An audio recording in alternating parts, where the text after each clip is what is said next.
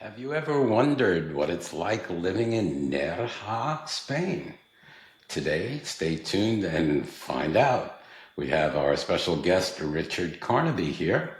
And Richard is an actor based in Norfolk, UK, where he lives with his husband, Steve, and his two beagles. Such cute beagles. He's Definitely. appeared in several films, one of which is due for release next month in the UK, alongside Kevin McNally of Pirates of the Caribbean and Downton Abbey. He's currently performing Oscar Wilde's An Ideal Husband in the Duchess Theatre in Leicester, UK. I got that right. You did get that Richard and right. Steve have been married for almost 14 years and have decided in advance of Stephen's retirement to buy and build a home on the eastern Costa del Sol in Spain. Their search began in the popular town of Nerja, but as time went on, they realized the lesser known town of Salobrena was the perfect fit on the nearby Costa Tropical. I hope I pronounced all of that correct. Oh, Well, 10 out of 10. okay. Thank you, Richard. Welcome to the podcast. Thank you. Thank you for having me. Sure. So, Richard, tell us about yourself. What led you and your husband to choose Nerja or nearby Salobrena Well, as your future retirement? it was all a bit of an accident, actually. And the story sort of unfolds. I was introduced to Nerja, wow, about 25 years ago when I was with a previous partner. We owned a house there just outside in a small village called Frigliana. And we then Pray parted, tell. yeah, we then parted ways. And weirdly, I never thought it was likely that I'd go back.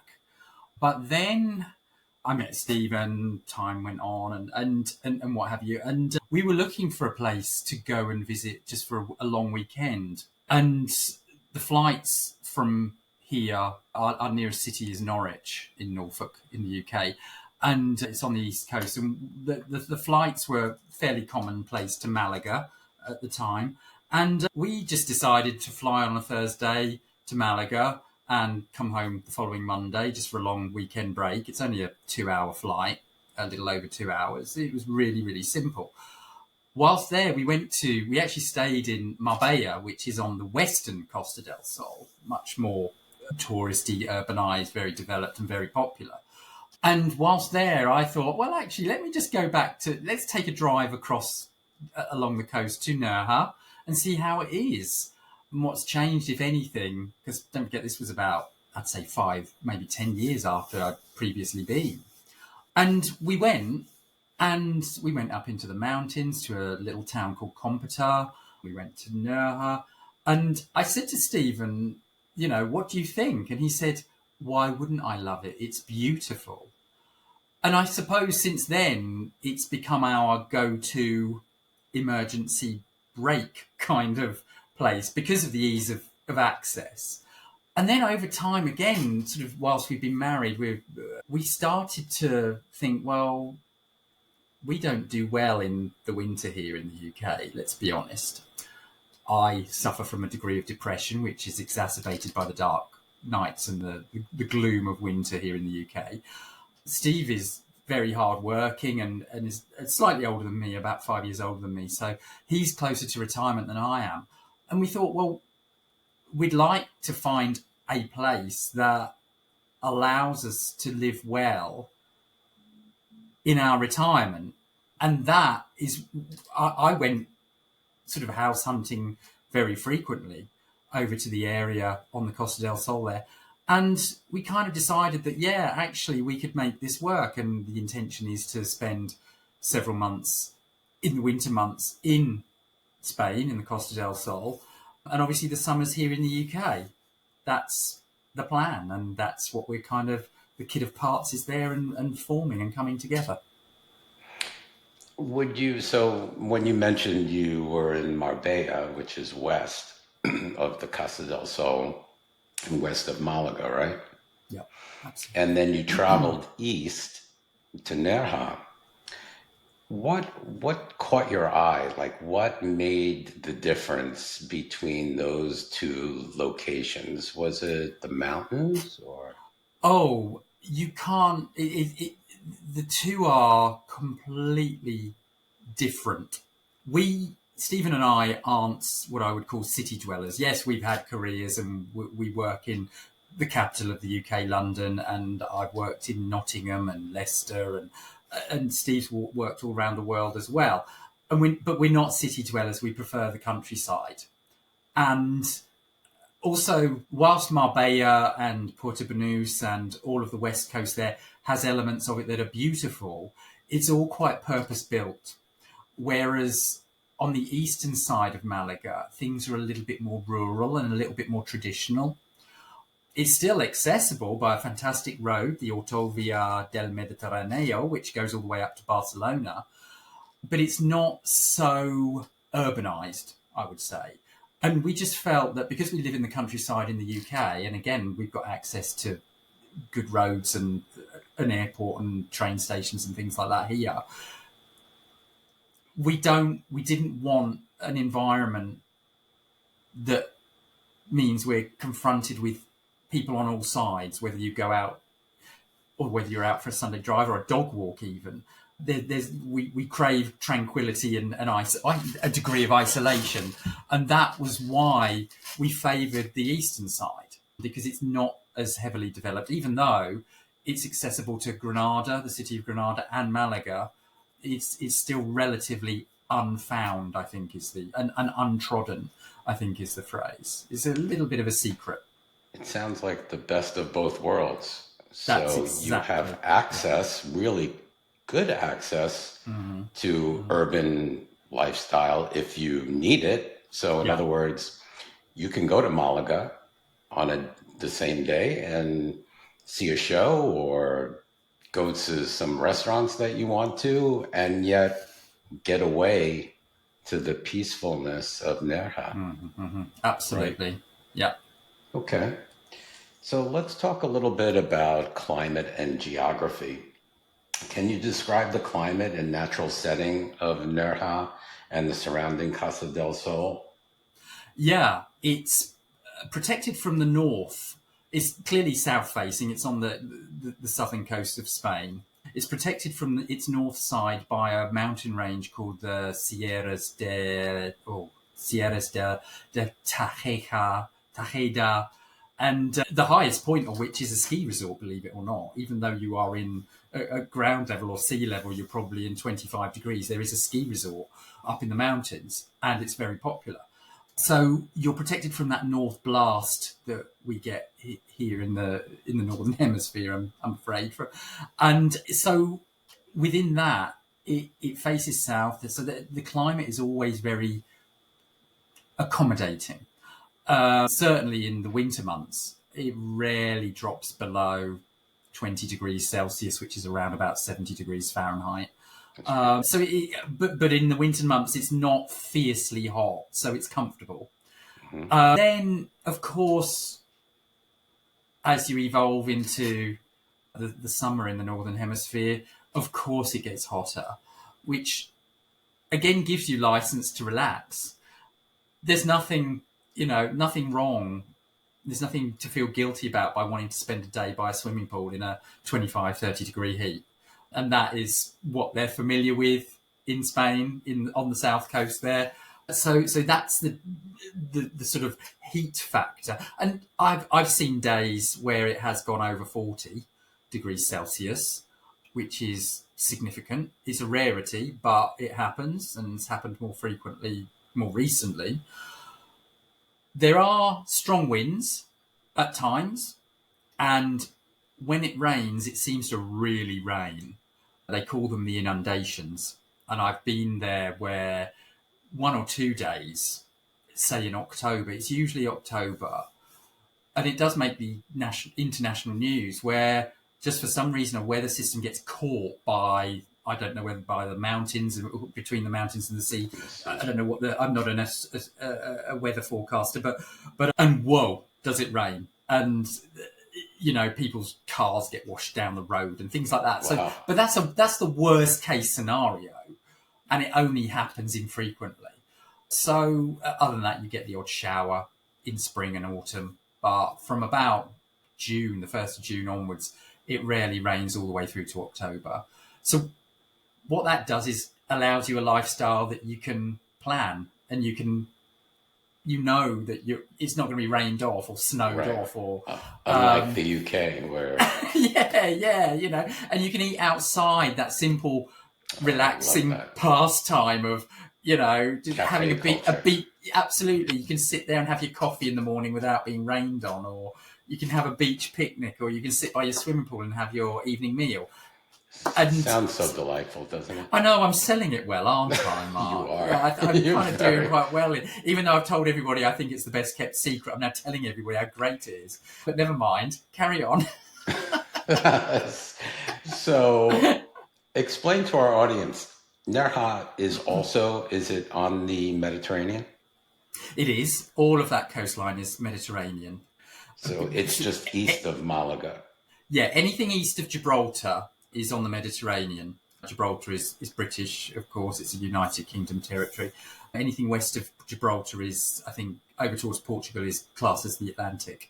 So yes, we're on the Mediterranean coast. The localised sea is called the Alboran Sea, and again not too heavily, not a lot of shipping traffic. It's a marine nature reserve, which again is really lovely because it's protected.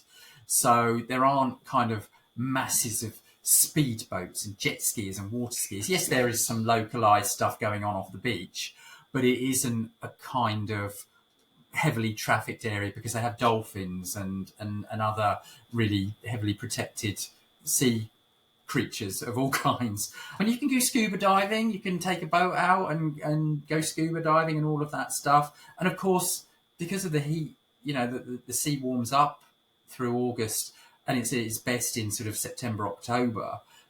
It's not a particularly freezing cold kind of sea. You can spend time in it and actually it's quite a relief too at So times. from Centro Nerja, the beach is how far away? Oh, there are about 4 or 5 beaches. Nerja itself is on the coast. It's literally on the shoreline, and it's known as the Balcony of Europe. And there's a I've seen main that balcony. yes, there's a main promontory from the town square that juts out over the sea, and it's called the Balcón de Europa, which is Balcony of Europe. And on a very clear day, and you would have to require a very clear day, you can see the northern coast of Africa from it. That's how geographically, I suppose, close you are to the northern coast of Africa.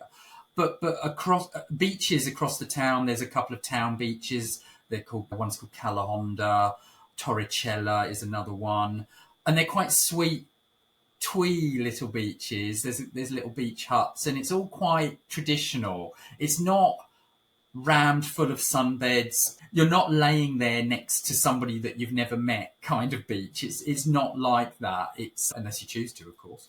But and the main big, I suppose, family orientated beach is called Buriana, Playa Buriana, which is just east of the town.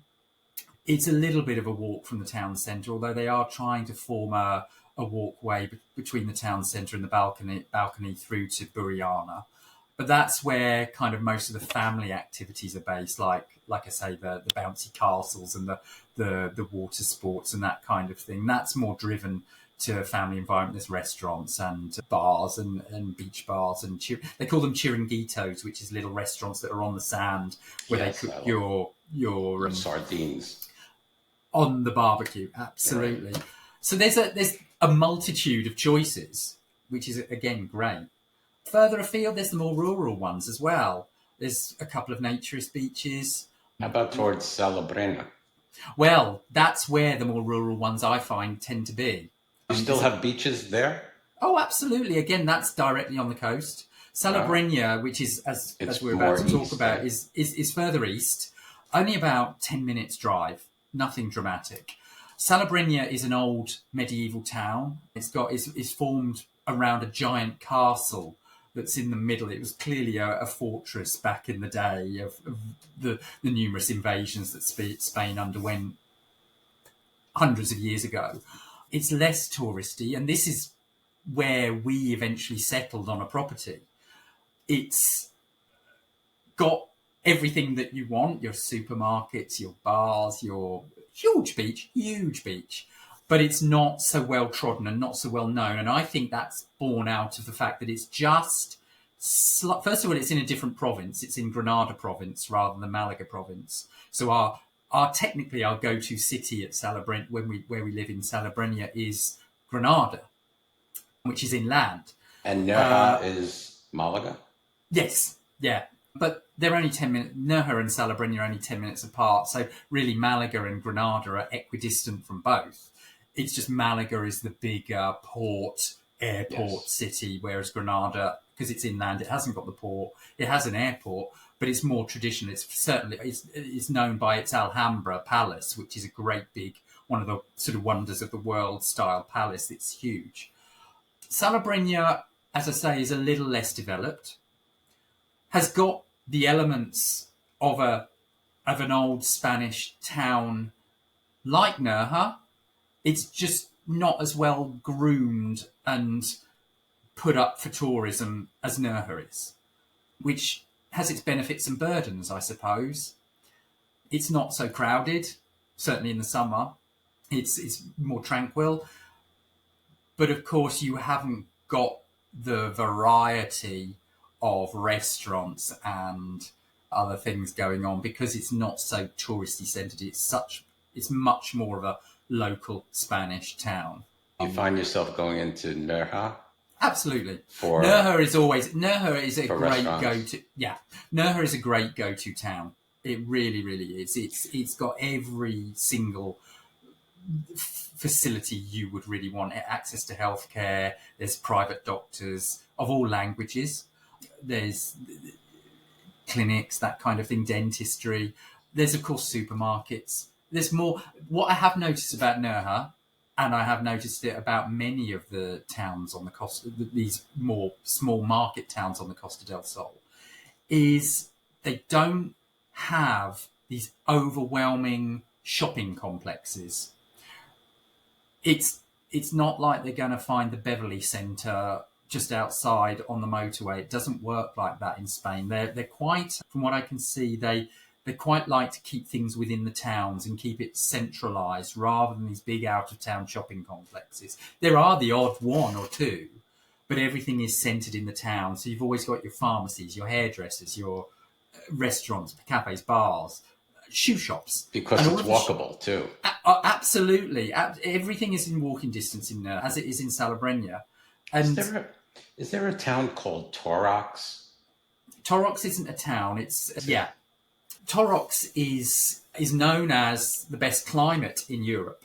Where is that? That is just about 2 miles to the west of Nerja. So you have to drive past it from, it's very close. Torox is lovely. It's a sweet little Andalusian village, slightly inland. And again, like I say, it's because of its geographical location, it's kind of in a valley, which is sheltered on all sides by mountains, apart from the south, which is, of course, facing the sea. So it's known as having the best climate in Europe. And the countryside around Torox is beautiful. It's very dramatic, very green and verdant, very hilly. And lots of people have found beautiful villas in that area and going up towards Compita, which is nearby the town I mentioned earlier, but up in the mountains. But Torox also has a Torox Costa, which is a purpose-built kind of beach location for the village. Mm-hmm. And I've noticed that they've done that a lot in Spain, where you have a city or town in inland, it will have its purpose-built beach kind of vibey area also, right. So you can dip between the two. I mean, the classic case is Torremolinos at Malaga was purpose-built as the beach resort for Malaga. Yeah. So, again, it gives you all the options. You can hit the beach. You can stay in town. You can, it's great. Have you noticed any climate change in the region?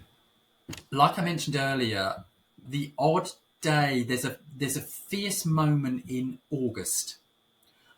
And August has always been blisteringly hot in Spain, full stop. Yeah. And what tends to happen is you'll find people from Madrid Spaniards who work and live in Madrid and other big cities will have a home on the coast that they kind of migrate to for August because it's slightly cooler, even though it's 35 or 40 degrees Celsius. But obviously they can jump in the pool or jump in the sea. And I've noticed certainly there's a moment in August, usually about a week long, that it is extraordinarily hot. The wind stops. It's peaceful because nobody's moving. Nobody dare go anywhere because it's just so hot. You can't get tradesmen to do anything in August and also the rainfall in winter hasn't been as consistent as I used to know it was. And there was a concern, certainly about 6 months ago, that the reservoirs, I know there's a big reservoir near Nerja called Lake Vinuela, which is a giant reservoir. Its resources were dwindling. Then they had the inundation in October, and it literally filled up within the space of about a fortnight. So but there is an issue with water supply in the area, quite a big issue, and that's not born out of development. That's actually born out of avocado farming, believe it or not. A lot of the farmers have moved over to the global demand for avocados, which require a huge amount of water to irrigate them, and they're calling on the resource to make a living, which of course is having an impact on water supplies to urbanized areas, towns. And I know certainly in the rural areas, like I mentioned earlier, outside Torrox and Compita, they do switch the water off from time to time to residential areas to feed other residential areas. It is a little bit push me, pull you, and give and take. How that's being addressed, I don't know. Spain has faced this problem for several years. I don't know what to say.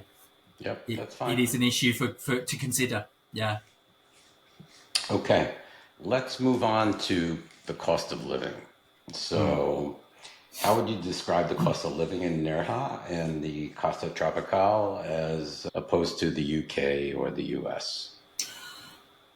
In the UK, I don't live in the US, so it's difficult for me to convey it. But I would imagine in the US, life is expensive. It is. I've worked and lived in LA. I've visited New York. I know certainly those places are expensive to live in all kind of directions. In the UK, life is expensive.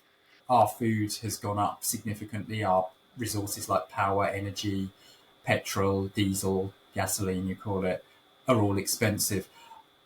Spain is much cheaper. There are elements that are slightly more expensive, but nothing of note. And I think that's because they're connected to other countries in the EU, so of course supply chains are there. Food, it has to be mentioned, is cheaper, absolutely. And I think, again, that comes from the fact that it's easier to go out to eat in Spain. People do, because the last thing you want to do is stand over a hot stove in a 30-degree heat at home. So just go outside, go out and get someone else to do it. And it's of probably course cheaper. Yeah, absolutely. But of course, also it's easier to grow. Vegetables and that kind of thing is much easier to come by out there, and their food standards, I personally feel, are higher. I love going food shopping in Spain, because simply the colours and the life in the food on the shelves, on the grocery areas, it's really flamboyant. I can't describe it, and it's much more of what I would call a higher standard compared to that in the supermarkets and grocery stores I see in England. I don't know where that comes from. It just feels like it is. Alcohol is cheaper there. However, their drink driving laws are much more tough, so be careful. Their threshold for being under the influence of alcohol whilst driving is really, really low. So don't think you're going to get away with having 3 cans of beer or whatever and getting in your car and driving home, because if you get caught, they will. And I don't want to get on the wrong side of the Guardia Civil. They look a bit scary. But What I've heard in Spain is though, like wine is so much cheaper. because grapes are easier to come Right. by. And you'll have wine with lunch, you'll have wine with dinner, you might even have wine with breakfast. But the way they drink their wine is not like, they go crazy. They take like a half a glass or a small portion of the wine, and it's just like a social thing. Absolutely. We're British people are renowned for across the world for our poor management of alcohol. I make no secret of that, and I'm going to hold my hands up to that. We're terrible at it. And but yes, absolutely. Out there in Spain, it is certainly more of a social thing, Hmm. and it is very uncommon to see a Spanish person who is drunk. Hmm. In fact, I don't think in all the time I've been going there nearly 30 years, and I can't recall a time where I've seen a Spanish person drunk. They're much more considered with it, Yeah. and much more measured. And you're right, it is a very much an addition to a meal, not a prerequisite. Right. And I think again that comes from the heat. I mean, the last thing, the worst feeling in the world is a thumping hangover Ugh, when it's 35 hot. degrees. It's just oh, really? Why do we do that to ourselves? I've never done it out there. I have to say, I've never done it. And I wouldn't. I avoid it because I don't want to feel like that. Right. It Yeah. does. Let's talk about how about cost of living as far as the housing market is concerned. So you're building a house. Yeah. So you know what the average median, maybe the median home price is? In a word, no, because it's so variable. Because there are rural spots, unpopulated spots. You could quite easily pick yourself up a tiny little village house with maybe 2 bedrooms, a little roof terrace, a little white sugar cube house with a living room, kitchen, for the equivalent of £30,000, which is, I think, around about $45,000 ish. I think. Wow, Sorry, yeah, that's cheap. that's in the more rural areas. Absolutely, it would need some work, but it's yours, and it's legal because it's in the town, so to speak. So it's urbanized.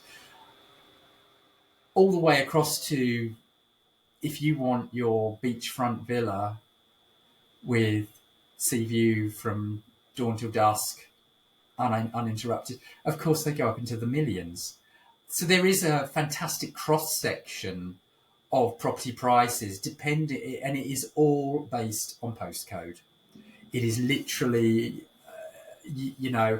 those houses outside of, on the edge of Marbella on the Golden Mile there, where the Sultan of Brunei and the King of Saudi Arabia all have houses. Well, you're talking literally Millions. Bel Air prices. Yes. Whereas, of course, I could find a similar sized villa in the countryside just outside Torrox for €300,000, which is a lot of money, but again, you aren't cheek by jowl to your neighbour. You've got towns and villages that you want to visit can go close to. by. It all depends what you want, but I assure you, I would argue it's cheaper certainly cheaper than the UK. I mean, I don't know. Again, I'm pretty sure the cost of housing across the US Oh, will vary where you want to be. It's that supply and demand stuff. But it's funny, we found ourselves not wanting to be in the sought after areas, which might be a fantastic lesson to sort of watch. it's understandable. How Yeah. about groceries, dining out, prices, transportation? How do they compare to the UK? Transportation is brilliant.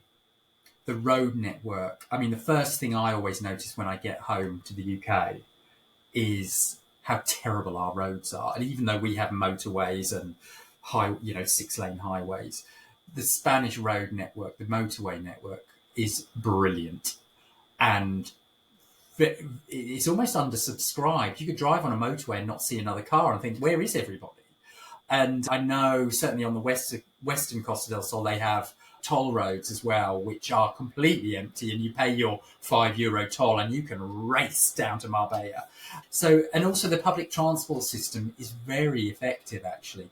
Nerja and Salobreña aren't on a railway network, which I think is, dare I say it, a good thing. Keeps the people out. I'm glad you said it. They are on a very good bus network, very efficient bus network. And I've never used the bus, but I see them, and they are very frequent. They're very clean and tidy looking. The locals use them. The Spaniards use them all the time. You see them.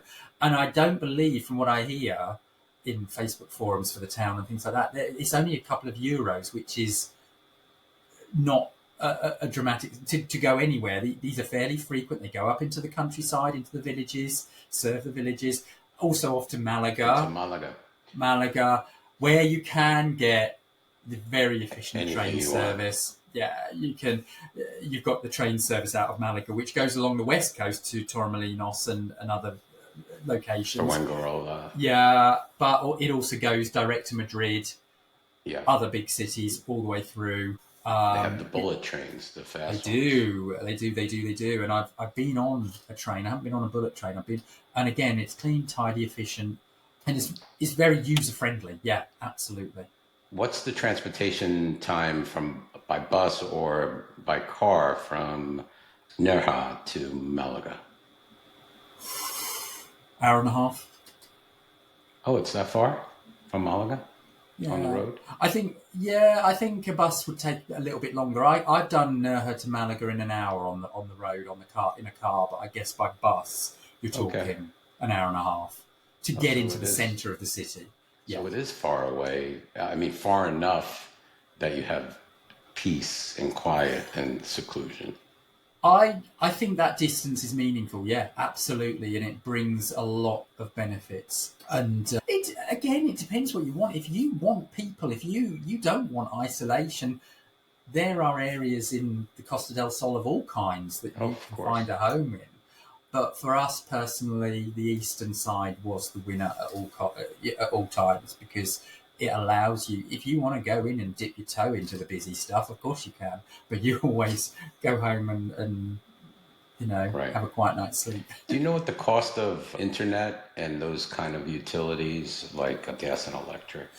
No, there's no mains gas. There's no such thing as mains gas. They have bottled gas delivered in the countryside, a little man with a little truck comes round and drops you off your bottles and takes your empties away. I don't believe it's particularly expensive, but I don't also believe it's particularly efficient. I know our house build, we concentrate on electric, and because it's south-facing, and we're going to get away with solar panels on the roof, and that's going to prop up the hot water and the central heating. What heating you actually need, don't forget, you don't actually need a lot of heating. Right. A lot of the air house... conditioning. You do, and of course that provides a reverse function of heating as well if you needed warm air on a particularly rare occasion where it is cool enough to need it.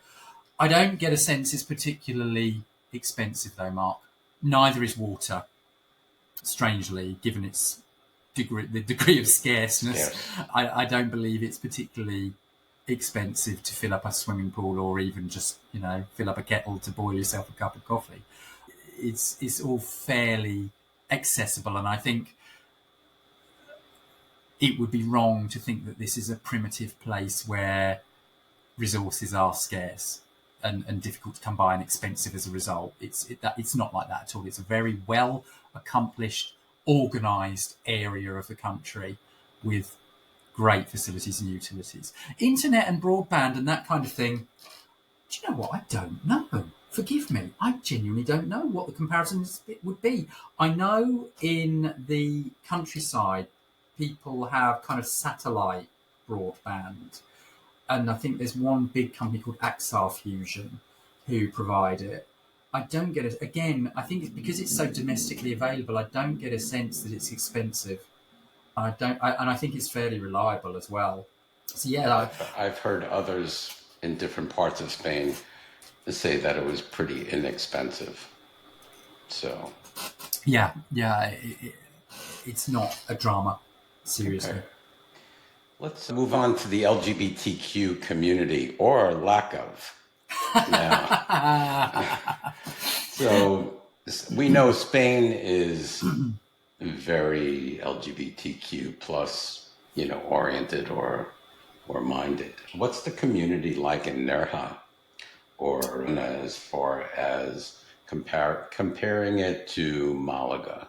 Is there any type of community? Is there an LGBTQ community at all? Malaga and its kind of neighbour Torremolinos is where the major gay LGBTQ plus communities congregate to socialise. Mm-hmm.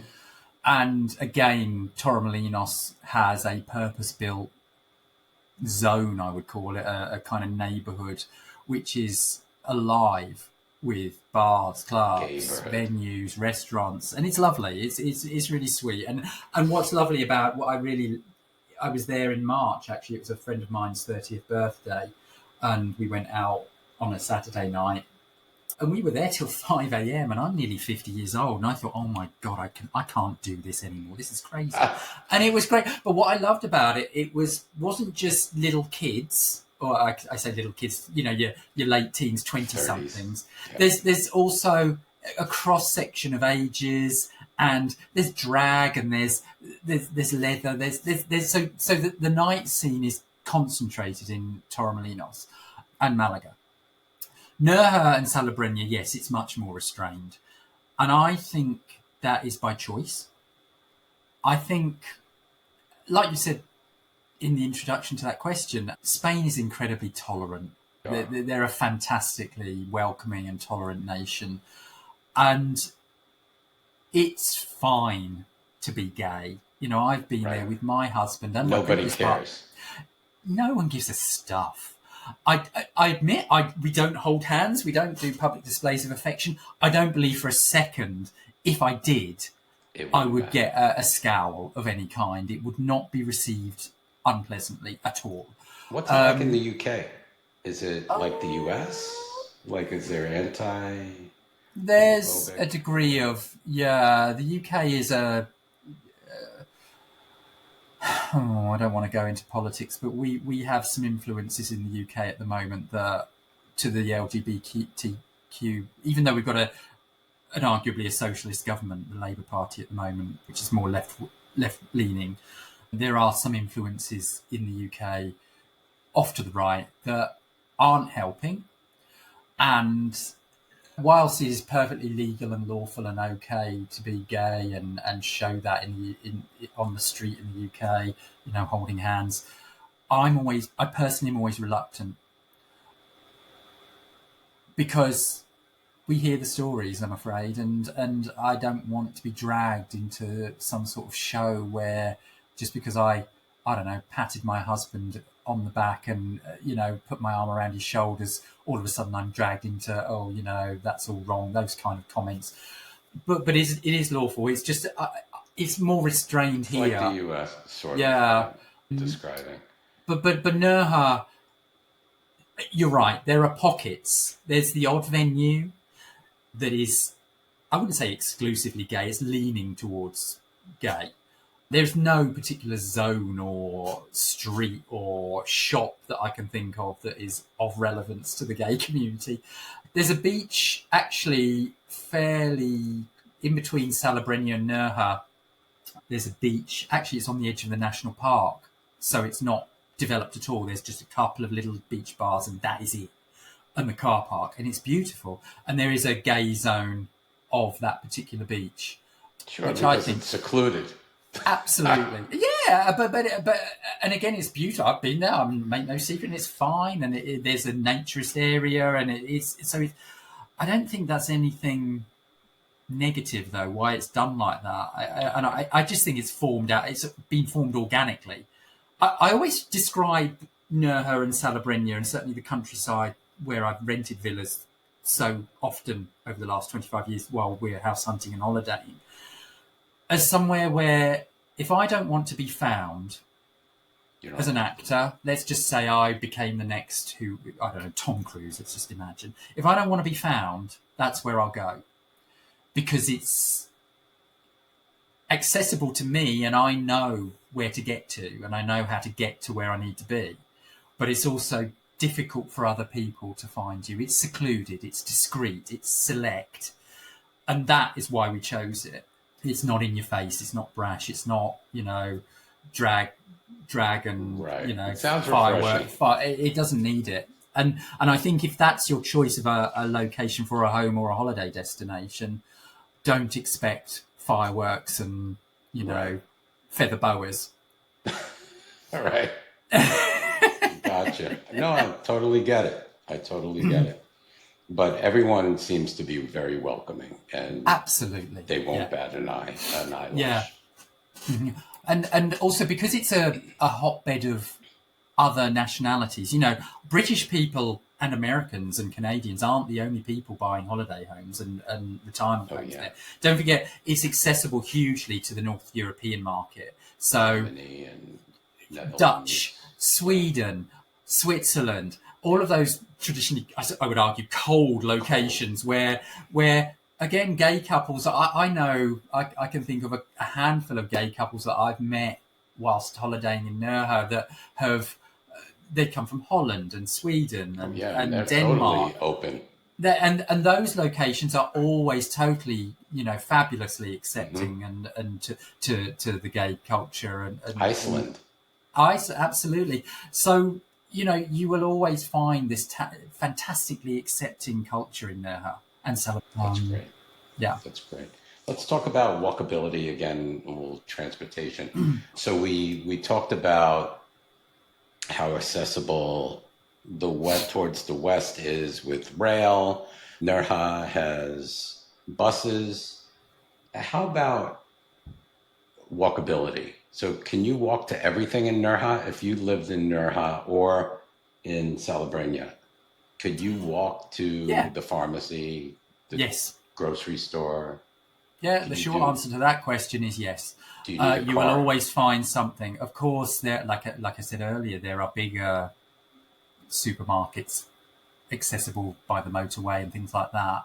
But you will always find little grocery stores, little shoe shops, little designer boutiques, the shop where you need to buy some sun lotion, the pharmacy. Nerja is a very accomplished market town, and there is a regular market as well on the outskirts of the town. Again, I know my way around it, and it's all walkable. There is not always better. No. Now. Says who? But and Salobrena is the same. But it's small. It's a smaller town generally. It's got a smaller population, and everything is walkable or absolutely. Bikeable And there's ample car parking as well. So if you do live outside and you need to go into town, there's ample car parking either on the street or in purpose-built car parks around the town. Do you need a car? If you lived in Nerja, no. If you lived in the countryside or one of the villages outside, I would argue yes. My home is in an area, it's a gated development called Monte de los Almondres. I've got the card in front of me for the administration office. And that translates to Almond Mountain. And it's an estate that is outside of the town of Salobrena. And actually, whilst it's a beautiful location and every home is like you would see in sort of those Bel Air estates where every home is beautiful and they have the green hedges and the big gates and things like that, there isn't a shop on that particular area of the town, so you would need a car. You've got neighbours, you've got a communal pool which is rarely used because and a tennis court and a paddle court and things like that, which is rarely used because everybody's got their own blooming pool anyway. But there isn't any retail there, so you would need a car. Is there car riding services like Uber? No. Oh. There's taxis. There's taxis, but there isn't an app based. Not that I'm aware of. It would creep in, I'm sure. And there probably is one in Malaga and Marbella, because they're more businessy, they're more financially kind of driven cities with finance districts and things like that. But no, I can't recall seeing anything like the app-based service like those Uber and Bolt and things like that yet. Okay. But of course, you can just pick up the phone and ring a taxi. Lots of people actually fly in and get a taxi to their home where they've got a car waiting for them that they've purchased to sit with their home. It saves them parking at the airport. It saves them frantically driving to the airport late or whatever. It takes the stress out of all that bit. So that's quite commonplace. So yes, walkability is great and actually quite relaxing. Yeah. Sounds like it. Lovely. Let's talk about healthcare. I don't know if you've experienced the healthcare system, but you probably know about it in Spain in general. So is there a hospital in Nerja? No. There's lots of small clinics, private ones. What's the closest? The closest hospital. Hospital. Yeah, there's a large one at a town called Vélez Malaga, which is about halfway between Nerja and the city of Malaga. It's a big... Half hour, 30 minutes maybe? Yeah, around that, yeah. And of course, there are big hospitals in Malaga. There's a couple of that I can think of. I've seen signs for. I've had to use healthcare out there a couple of times, and it is better, although more costly, to take the private route. It's easier, and you know what? Forgive me for being blunt, but if you've got enough money to retire to Spain, you've got enough money to pay €50 for a GP appointment. Doctor. So, and also, we're going through the visa process at the moment where we can apply.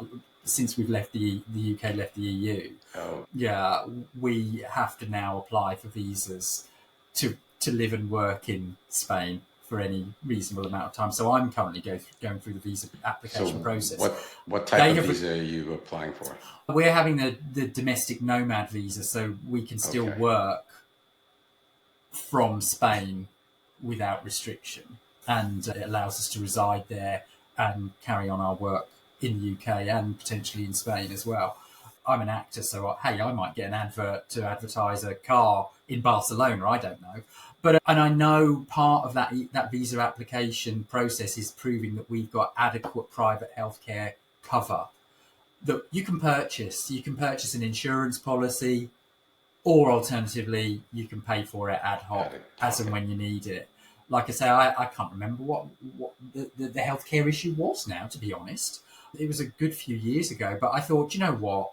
I'm going to go and get this looked at. And what is great about it being a private system is that you pick up the phone, you book in, you go down and you have your appointment, and that's it.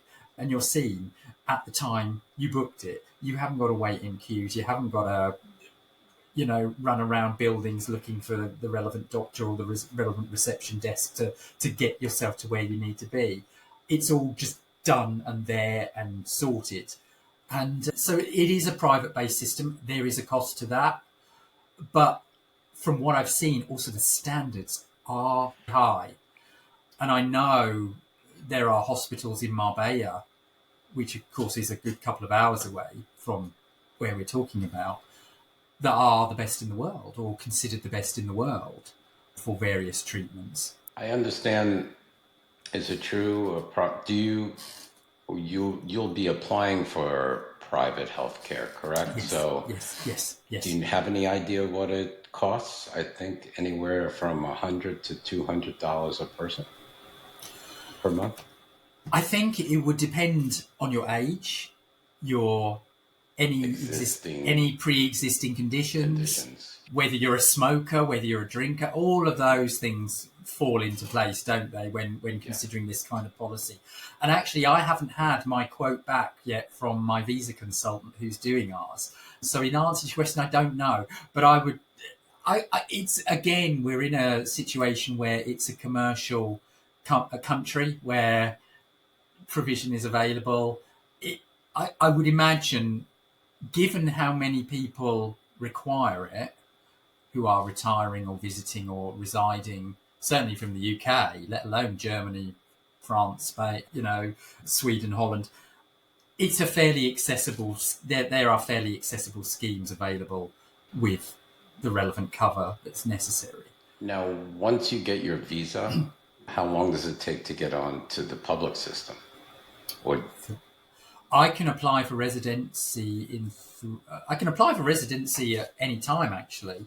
Whether I'll get it or not, I don't know. But you can become a citizen within 3 years. so, but the public healthcare system, Oh, once you do you know get what? a visa, I actually don't know the answer to that question. And I think the very fact that we've got to have a private healthcare policy means we can't. I think it's a year. I'm not quite sure if it's 3 months or a year, but I Yeah, think you need private health care yeah, for a year. yeah, And then when you're eligible for the public, since you haven't been you haven't paid into the system, the Social Security system of yeah. Spain all of those years, there is a charge. I think it's something like 70, the equivalent of €70 per month Sure. if you're less than 65 years old, if you're Okay. younger than 65, and 65 it goes up double. Yeah. We do have a benefit that has maintained and been retained since the UK left the EU of reciprocal healthcare. So yeah, so I know British citizens. If you're in, you can apply for a card while you're in the UK, and it's a little blue one with the European and British flag on, and that allows UK citizens to have reciprocal free emergency healthcare, which is the same that we would get in the UK if Oh, we wow. needed it. Whether that covers emergency Yeah, provision. right. I don't know. Say I slipped down the stairs and broke my leg on holiday or whatever. That's an I emergency. don't think that would allow for a more residency-based issue, like say, perish the thought, I was living in Salobrena and I contracted cancer. Right, I don't think that right. that That cover would. would allow for that, which is why the policy would kick in for Right. us. I don't know how that sits with American or Canadian. Yeah, so I think after that period of time of your residency, I think it's a year, and then you can pay into the public system as well. Yeah, And there's no pre-existing conditions with the yeah, public no, system. no, not at all. No. Okay, let's talk a little bit about arts, culture, and dining moving right along. What's the cultural scene in It's Nerja? beautiful. The first thing that springs to mind, and don't forget, Malaga is the home of Pablo Picasso, the artist. Yes. Granada is very artsy. So what I love about Nerja, as I've mentioned before, and Salobrena, is every shop, every little corner, there's something individual. It's very cultured. And that part of Spain has, over the years, been fought over from medieval times and beyond by different Romans, the Moors, the Jews. It's known. The area is known as the village of three cultures. Yeah. So there is a lot of history. There's a huge amount of history, and the first thing that springs to mind is the caves in Nerja. They are, again, I would argue, a wonder of the world. There's a beautiful cave complex that's open to the public, very cheap and accessible, just outside the town, and it's amazing. And they hold music concerts in there, which, of course, the acoustics are extraordinary. You've got museums. Obviously, Salobrena, as I mentioned earlier, is based around a great big medieval castle fortress, which is great. It's kind of like this pinnacle on the top of the hill. You've got the influence of Pablo Picasso in Malaga. There's art galleries. There's museums. Malaga is a beautiful old colonial city, and some of the architecture is really quite beautiful, as is in Granada. So yes, it's there if you want to go and find it and look for it. Absolutely. And aside from that, there's walking trails into the mountains. There's quad bike rides. There's all that will take you into these untouched kind of corners of the mountainous area. There's a great deal of culture going on, If you and of wanted, course, it's Spain. They don't need asking twice to have a festival about something. I assure you, I don't think I've ever had a 2-week holiday in Spain where there Without hasn't been festival. a holiday of some description, a public holiday where all the shops are shut and they're all partying or doing something in the town square. It's brilliant. I mean, good for They them. know what it's like. They have the right idea. Yes, their public holiday life balance is the one that I love kind that. of really, Yeah, I love really that. aspire to. Yes. How about if you wanted to go to theater? Where would you go? Ooh. To Malaga? Yes, yeah. I can't think of a theatre in Nerja. There's a cinema in Vélez, Malaga, but your big cinema. But like live theater. Live theatre, it would have to be Nerja. Sorry, Malaga. Malaga. Or Granada. But also, I believe, what was I then going to say? Oh, it's gone now. Oh, flamenco. Oh, yeah. In Malaga. So you would think. The last time we were there in March, stumbled on this. Don't forget, I've been going to Nerja for nearly 30 years. Stumbled on a bar that I have walked past dozens of times. A doorway. It was completely inconspicuous, and we went in and saw the complete works of a flamenco show that was totally raw, untouched, beautiful as it would be. I mean, I'm not an emotional person, but I sat there watching this flamenco dance with a tear in my eye thinking, this is absolutely beautiful. So there are these pockets of culture that, again, if you go digging, you'll find it. It's gorgeous. Great. How about dining? Oh, again, you've got the cross section from high end, haute cuisine, all the way through to down to pizza. Now, in Nerja, is it also a cafe culture where everybody eats outdoors? Yeah, absolutely. The weather allows for it. Because most of the streets are cobbled and pedestrianised, there's always cafes above. The Balcon itself is alive with outdoor eateries, but of course there's others that are set back and hidden in the town. There's lots of beachfront dining, which is beautiful, sitting there eating your fish that was caught in the sea, literally there, while and hearing the waves crashing. There isn't a real demand of any kind that I've noticed for fast food. Can't blame them.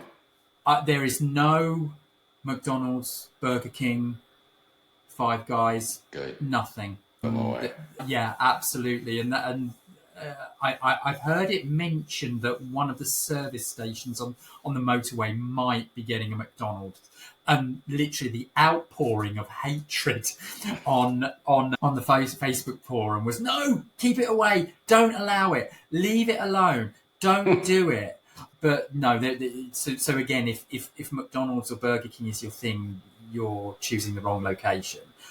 Not to say there aren't American style burger places, but they're more bespoke. But yeah, and they're great. And again, it's also individual. There's a Mexican I can think of. There's sushi, beautiful Japanese restaurant. Seriously, I bet you don't have Chinese. Not takeaway.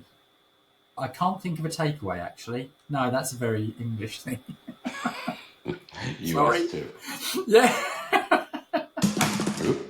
Oh, what's he done? Tipped his coffee over. So again, if you can't find something you like, I would argue there must be something wrong with you. Right. And again, it's all so fresh and bespoke, sort of cooked there and then.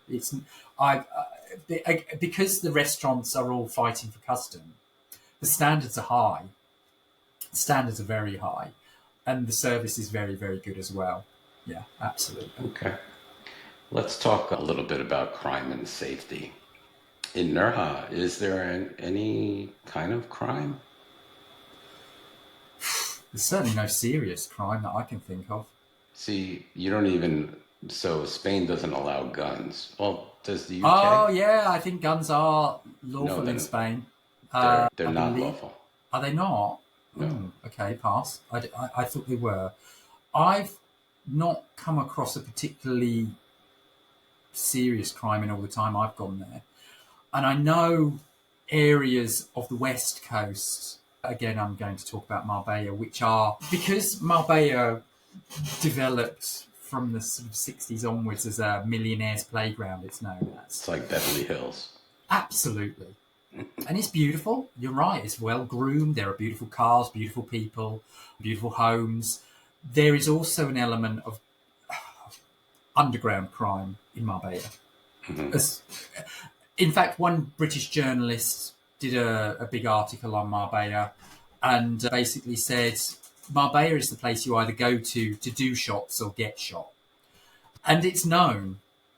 Whereas on the east side, I've not seen anything even remotely near that.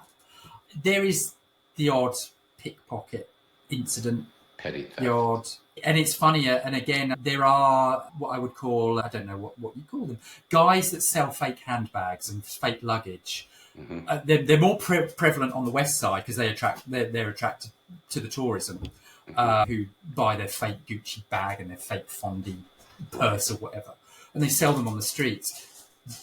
That element has only just crept into Nerja in about the last 5 years. And there's only, I can think of 2 guys that walk about selling these faux bags. And again, when somebody on one of the Facebook forums for the town said, oh, look, I've just purchased 3 handbags and a clutch purse for €200, everybody attacked this woman and said, you do realise you're funding organised crime. Stop.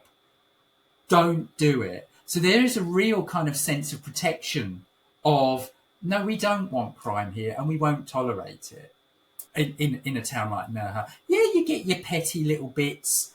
And I know certain houses in the countryside get burgled because, and they're usually holiday homes because people watching them, the burglar watching them knows that, well, that owner is Swiss. They've gone home for the next month. I can break into here anytime I want and no one's going to come knocking. But of course, if you've got a beautiful home that you want to protect, you have 24-hour security. And you can have your cameras and your alarms and things like that, and your little man that will turn up in his car with the little orange light on the top just to check it every day. So there's always defences to the crime, of which, again, there isn't a lot. So let's say you lived in Nerja and you went to a restaurant at late hour because Spain just starts eating maybe at 10 p.m. Absolutely. Yeah. When I'm in my third dream by then. I know. Yeah. But let's say you finish dinner, it's midnight, you want to walk home. If you were living in Nerja, would you feel safe walking home? Definitely. Without a shadow of doubt. No other answer to that. Even women, I've heard, feel absolutely. safe. Yes. It's yeah, totally.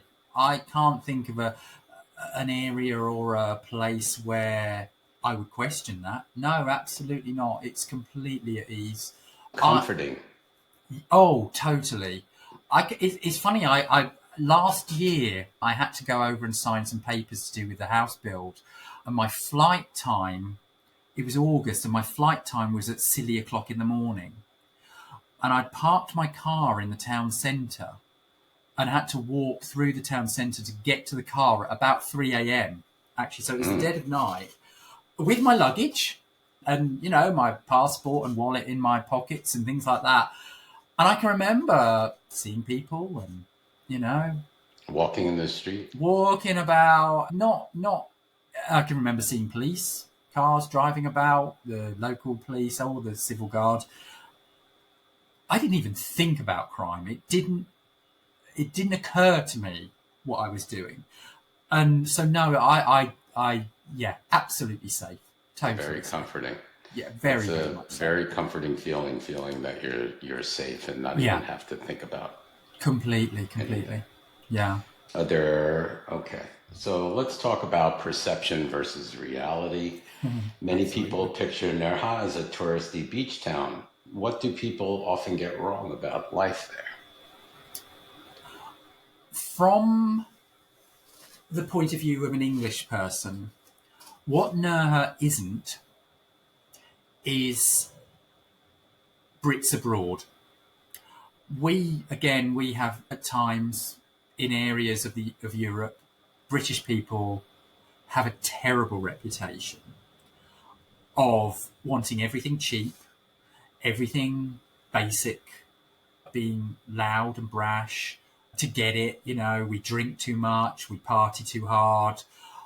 You will not find that in Nerja.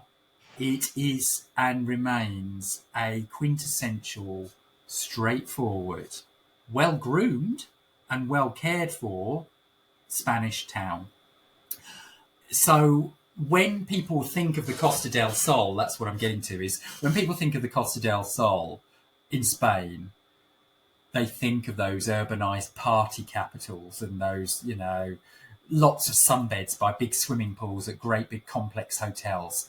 No, it's not like that. No. It's simple, sedate, twee, easygoing. Take me as you find me. And it's very, very beautiful. And it's also not a beach town. It's on the beach, it's on the coast, but there's so much more hidden behind those bright lights of the balcony. There's a lot more. There's winding paths and sweet little alleyways with little boutique shops in. Just go beyond those bright lights in that central balcony area and you'll find all sorts. Like I said, the flamenco bar we stumbled upon last time in March, which was packed in March, given the demand. So, we had to book when we saw it. So, yeah, that's what people get wrong. It's not Brits abroad. And I think that steered off from also the other European influences, the Germans, the Swedish and the Scandinavians. What else do people get wrong? I don't know. That's about it, really. It's. What would you say to someone who's unsure about retiring in Spain or hesitant about moving abroad? What would you say to them? Go and have a look. But also try and live it rather than be a holiday maker. And by that, I mean rent an apartment of the sort that you might like to live in. Rent the villa of the sort that you might like to retire to and live it. Hire yourself a car and drive around and think, well, is this, if I lived here, would I put up with this house that's up in the mountains? How, perish the thought, how would an ambulance get to me? Where do I go for my next grocery shop? If I rent this apartment, how many flights of stairs have I got to go up?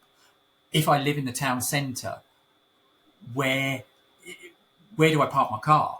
Will it cost me a fortune? Just live it like, even for 2 weeks, 3 weeks, live it like you would be living in it. And sample it at different times of the year because, yeah, it's got a beautiful climate. It really, really has. And that's what's drawn me and us and the health benefits of that beautiful climate and sunlight. But of course, heat isn't for everyone. And certainly I know, I can think of my mother-in-law who's in her 80s. She would hate to be in a 35-degree heat. She just can't deal with it. However, we've taken her out for Christmas and taken her to Spain for New Year, and she's loved it because she can walk around in a jacket. It's not freezing cold. And she's, she loves the cafe culture. She can sit down, have a coffee and watch the world go by. So what I would say if you are thinking of sampling that area, just go for it and live it. Don't pretend to be a tourist. And also, one other thing is, for heaven's sake, try and learn some of the language. Ah, yes. we didn't touch on that.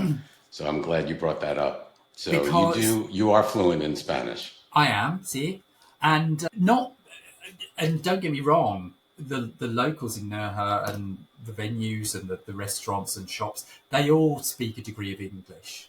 And because they've developed with English tourism and English tourists for 50 years, for heaven's sake. So they're familiar with it. However, I noticed when I started learning Spanish and speaking to Spanish people in Spanish in Spain, I mean, I'm a great believer in don't ever go to someone's country and try and teach them your language. Right. Learn theirs first, for heaven's sake. Yes. At least a bit. Show them some accord and respect. Yes. I noticed I was treated completely differently. And this played out actually in March. Again, we were sat on the balcony, weirdly, having a cup of coffee. And I spoke to the waitress in Spanish and her face lit up. And I ordered all the food and all the drinks in Spanish, and she was speaking back. And then I saw her. We watched her speak to a British couple behind me on the table next door, and actually they were really quite blunt. Almost, again, we have this fantastic, terrible ability to, if we don't understand the language, we shout English at them a bit louder. Yeah. I want a beer, please. Can't you understand me? And this happened. And I just watched this waitress look at this couple as if to say, for heaven's sake, what on earth do you think you're doing? You know, I'm not daft. Right. You know, and it's just disrespectful. It's not, it's just, ill-considered. And so if you're going to dance in someone else's dance floor, learn their music. And you know, and that, even just a bit, and the laugh of it is, I get things wrong.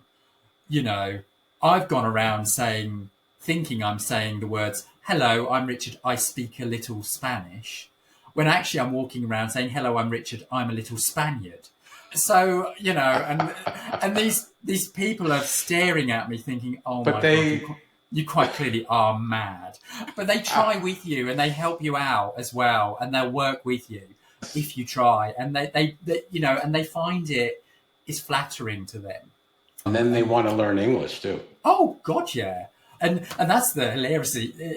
Again, the bizarre thing is, you know, I've been having conversations. We're building a house, as we know, as we've discussed, and I'm having a conversation with the architect. And I'm trying to speak to him in Spanish, developing my Spanish. And he said, I want to speak English. So we're having an argument. It's like, no, I'm in Spain. I'm going to speak Spanish. Like, no, my client's English. I'm going to speak English.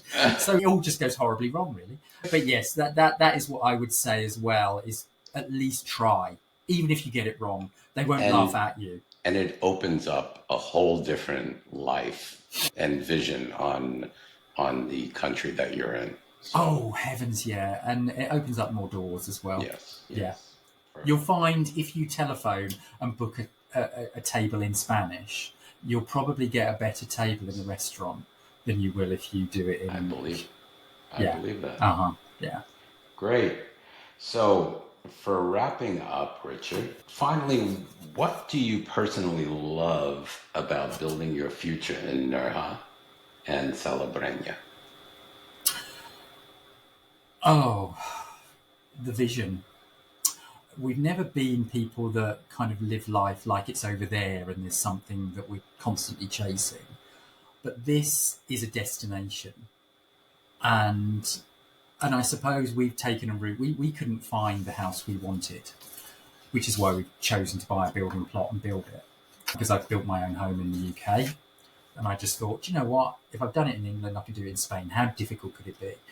And it's just that knowing and feeling, like all the things we've discussed, that destination is safe, warm, welcoming, friendly. I've worked my way through the currency and I've got a bank account and all of those things that, you know, those boring domestic things, like finding yourself a solicitor and a lawyer and all of those things. But it's all doable and actually strangely easy, even though there's a language difference. And so it's, to me, it's the vision and the destination and that knowing that I've got that place to hide. And actually the house is called Escondite, which in Spanish is hideaway, because it's our little home and our hideaway. And that is what I'm so looking forward to. And, you know, and I can't help but recommend it.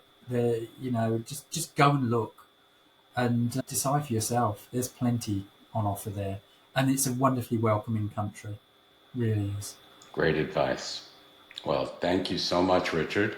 You are welcome. Thank you for Thank having you me. for joining the podcast. Yeah, it's been great. We learned a lot about Nerja and Salobrena.